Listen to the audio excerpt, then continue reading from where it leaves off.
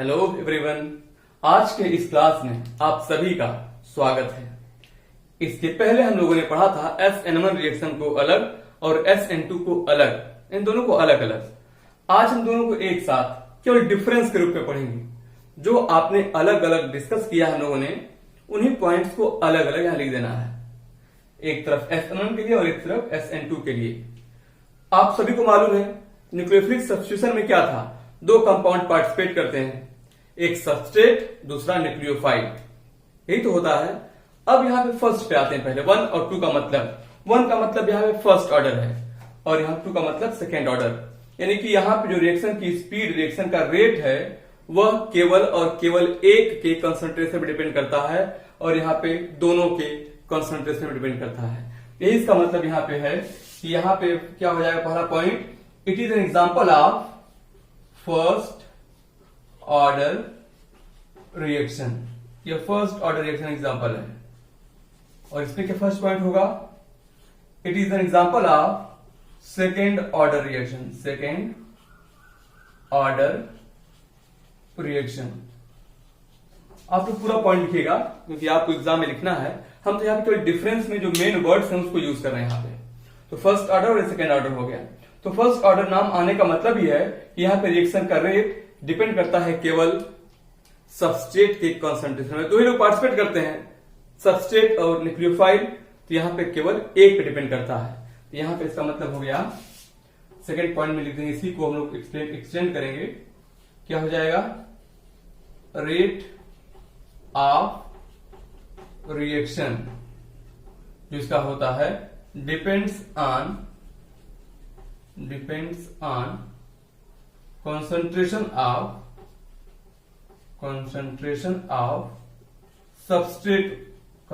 of substrate, मतलब ये हो जाएगा dx upon dt direct proportional होगा सबस्ट्रेट के, इस पे केवल डिपेंड करता है, इसी के कंसंट्रेशन पे।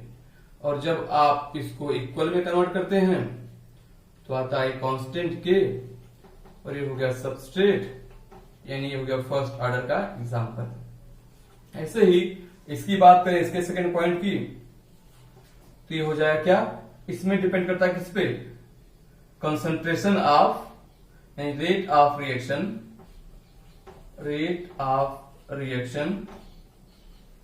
डिपेंड्स ऑन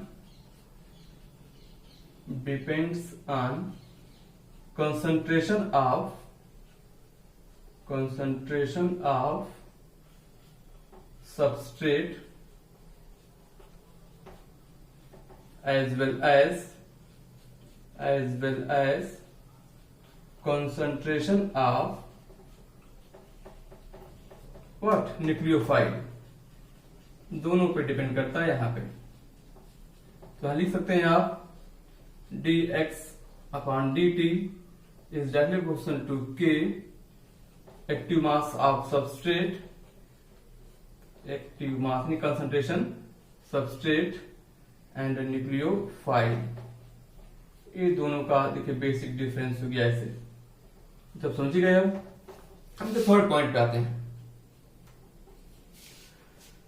तो जब दोनों यहाँ पे केवल एक के कंसंट्रेशन डिपेंड कर रहा है और आपको बताया गया है कि किसी भी रिएक्शन में दो ही चीजें होती हैं, bond breaking and bond formation, ये बॉन्ड का टूटना और बॉन्ड का बनना। तो यहाँ जब एक ही पे डिपेंड कर रहा है, मतलब एक ही कंपाउंड पार्टिसिपेट करेगा पहले, इसका मतलब क्या है, यहाँ पहले बॉन्ड ब्रेकिंग होगी। यहाँ पे क्या होता है, बॉन्ड पहले टूटता है। बॉन्ड ब्रेकिंग का मतलब ये हो गया कि इसमें कार्बोकैटायन बनता है इंटरमीडिएट। क्या हो गया, यानी कि कार्बोकैटायन इज फॉर्म्ड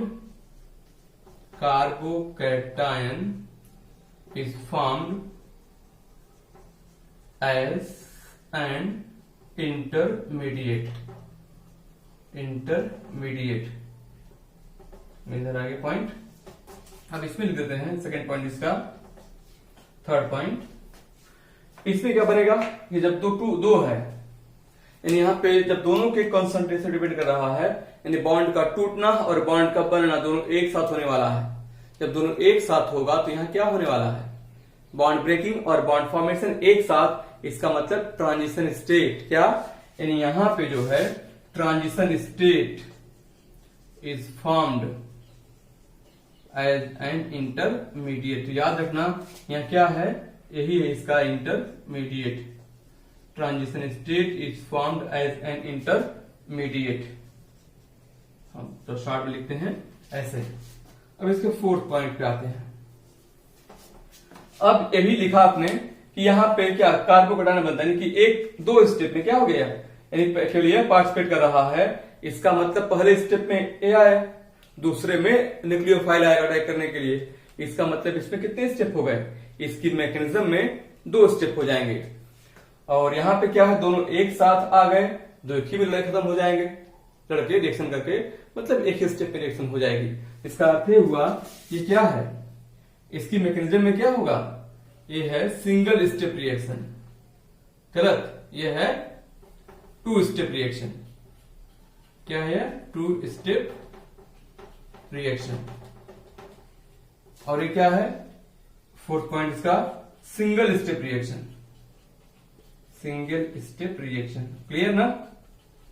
बोलिए भाई, जब यहाँ पे एक बार में एक ही के कंसंट्रेशन पे डिपेंड करा कर यहाँ पर समझ रहे हो, इसका मतलब केवल बॉन्ड ब्रेकिंग होगी, मतलब पहले स्टेप में बॉन्ड टूटेगा, दूसरे में बॉन्ड बनेगा, 2 स्टेप रिएक्शन। यहाँ दोनों एक साथ पार्टिसिपेट कर रहे हैं, मतलब क्या हो जाएगा, रिएक्शन एक ही बार में एक ही स्टेप में समाप्त हो जाएगी।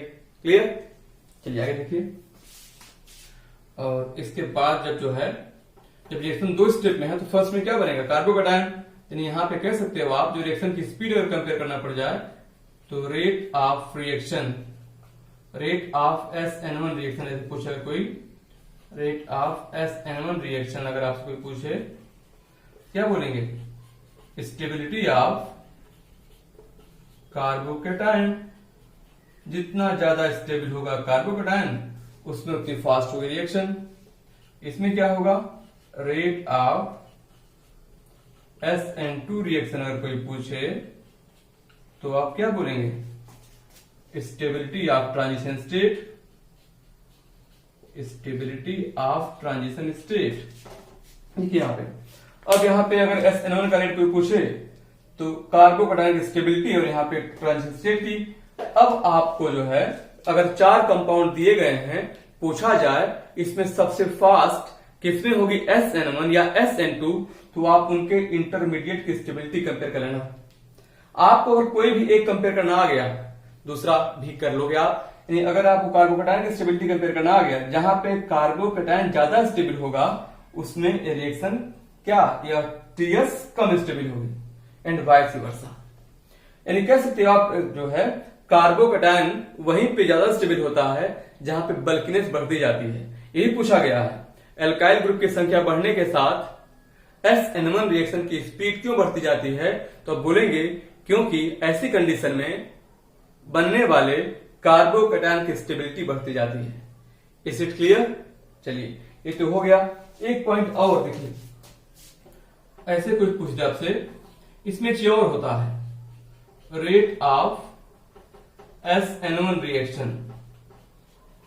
कभी कभी ऐसा होता है कि इसमें सभी में, चारों सबस्ट्रेट जो बनता है कार्बोकैटायन, उन चारों की स्टेबिलिटी बराबर आ रही है, एक जैसे हैं। तो वहां पे देखते हैं लिविंग ग्रुप, कहां पे लिविंग ग्रुप अच्छा है, स्ट्रेंथ ऑफ लिविंग ग्रुप, कहां पे लिविंग ग्रुप की स्ट्रेंथ क्या है, मजबूत है। तो आप देख सकते हैं, ये हो जाएगा strength of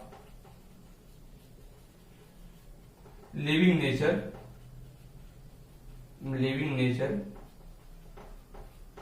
of leaving group, आप ये भी पहचान सकते हैं, तो हो जाएगा। ऐसे ही यहां पर भी हो जाएगा, कर लोगे ना, हो जाओगे आप लोग। यहां पर भी SN2 भी वहां ज्यादा होगा, अगर सभी में ट्रांजिशन स्टेट की स्टेबिलिटी बराबर हो जा रही है, एक जैसे, मतलब एक जैसे सबस्टेट से बन रहे हैं, तो वहां पर भी देख लीजिएगा कहां पे लिविंग ग्रुप अच्छा है। जहां पे लिविंग ग्रुप अच्छा होगा, वहां पे ज्यादा रिएक्शन फास्ट होगी, है ना। लिविंग ग्रुप के लिए हमारी क्लास अलग से अवेलेबल है, आप देखिएगा, leaving group and strength of leaving group, या फिर to compare leaving ability of leaving group, तो आप ये लेक्चर मिल जाएगा आपको। खैर, एक और डिफरेंस देखिए आप इसके पास। अब इसमें जो है एक टर्म आपको मालूम होना चाहिए इसमें होता क्या है, जो यहाँ पे है उसमें होता है रेसमाइजेशन, इट इन्वॉल्व रेसमाइजेशन। और इसमें क्या होता है, it involve Walden inversion, Walden inversion. अब दोनों को समझिए, पहले हमने कहा इट इन्वॉल्व रेस्पाइजेशन और इट इन्वॉल्व क्या, वाल्डेन इन्वर्जन। तो रेस्पाइजेशन का मतलब आपने देखा था, आपके पास अवेलेबल है lecture stereochemistry of SN1 reaction, वहां पे आप पाएंगे कि इसका इंटरमीडिएट होता है कार्बोकैटायन, है ना। तो जब बनता है कार्बोकैटायन तो होता क्या है, ट्राइगोनल प्लेनर। जब हो गया ट्राइगोनल प्लेनर तो ऐसी कंडीशन में क्या होगा, न्यूक्लियोफाइल आसानी से प्लेन के ऊपर और प्लेन के नीचे से तय किया था, तो मिल गया था रेसमिक मिक्सचर, और उसी को आप नाम दिए थे रेस्पाइजेशन। और यहाँ पे क्या था, attacking reagent and nucleophile leaving group के पीछे से बैक साइड से तय करता है, इस वजह से कंपाउंड का कॉन्फ़िगरेशन उल्टा हो जाता है, उसे आप नाम देते हैं इन्वर्जन।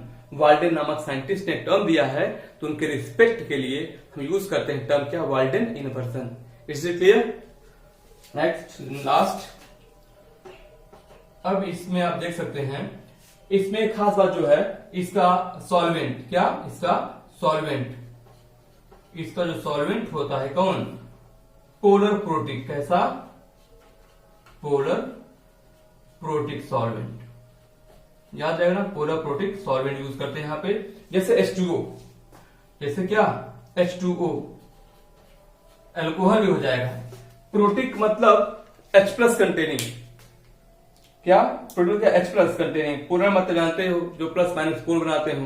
प्रोटिक का मतलब जिसके पास H+ हो, यह इसके लिए SN1 के लिए होता है। एंड लास्ट में इनके लिए जो सॉल्वेंट चूज किया गया है वह कैसा रहता है, पोलर अप्रोटिक। पोलर तो रहता है बट अप्रोटिक होता है, मतलब उसके पास H+ नहीं होना चाहिए। क्या, H+ नहीं होना चाहिए, पोलर होना चाहिए बट H+ नहीं होना चाहिए उसके पास। अब ऐसे सॉल्वेंट्स को हम बताए भी थे, जैसे आपको याद होगा DMF, डाइमिथाइल फार्मामाइड, क्या, डाइमिथाइल फार्मामाइड, ये होता है, ये आप जानते हैं कि यह फार्मामाइड है ना, ये फार्मामाइड है। इसके दोनों H को रिप्लेस कर दिया गया किससे, CH3 से, मिथाइल से, ये होगा डाइमिथाइल फार्मामाइड। इसके ये H+ नहीं इसके पास, इस वजह से क्या हो गया, ये इस तरह के सॉल्वेंट में आता है। एक और है क्या, DMSO, डाइमिथाइल सल्फॉक्साइड, क्या, डाइमिथाइल सल्फॉक्साइड, कैसे, ये डाइमिथाइल सल्फॉक्साइड है। ऐसे एक नाम और बताए थे, क्राउन ईथर। क्राउन ईथर क्या है, क्या होता है, cyclic poly ether, cyclic poly ether. यह बेसिक डिफरेंस है SN1 और SN2 का। कोई और क्वेश्चंस या जो भी आप टॉपिक पढ़ना चाहते हैं वो कमेंट सेक्शन में आप लिख के भेज दीजिएगा, उस टॉपिक का लेक्चर आपके लिए अवेलेबल हो जाएगा। फिर आगे पढ़ते हैं अगली क्लास में। आज के लिए इतना ही। Thanks for watching.